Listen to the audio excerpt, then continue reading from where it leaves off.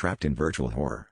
When I first slipped the VR headset on, I was just expecting an adrenaline rush, maybe some heart-pounding action.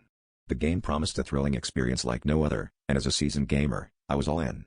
But as the digital landscape unfolded around me, a dense, immersive forest shrouded in eerie twilight, I couldn't shake the feeling that something was off. It was the shadows. They moved with a life of their own, slithering across my path as I ventured deeper into this virtual wilderness. I dismissed it as a clever game feature, but a nagging fear nestled in the back of my mind. As I progressed, the game's objective to find and collect glowing artifacts felt secondary to the unsettling sensation of being watched. I chalked it up to the game's AI, designed to keep players on edge, but it was becoming all too real. The rustling leaves, once just ambient noise, now whispered my name, distorted and glitching.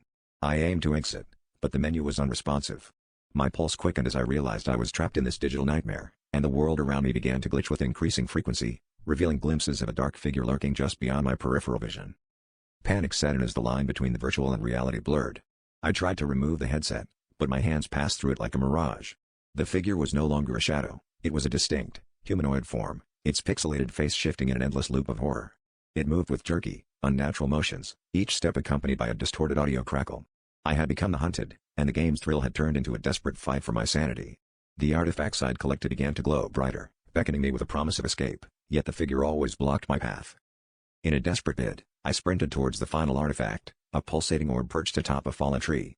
The figure lunged, its screeching voice now a cacophony in my ears. Just as its cold, digital grasp closed around me, I reached the orb and everything went dark. I tore the headset off, gasping in my living room, the echo of that glitching scream still ringing in my ears. The game was over, but the fear lingered, because every time I closed my eyes, I saw it there, waiting, in the shadows of my own mind.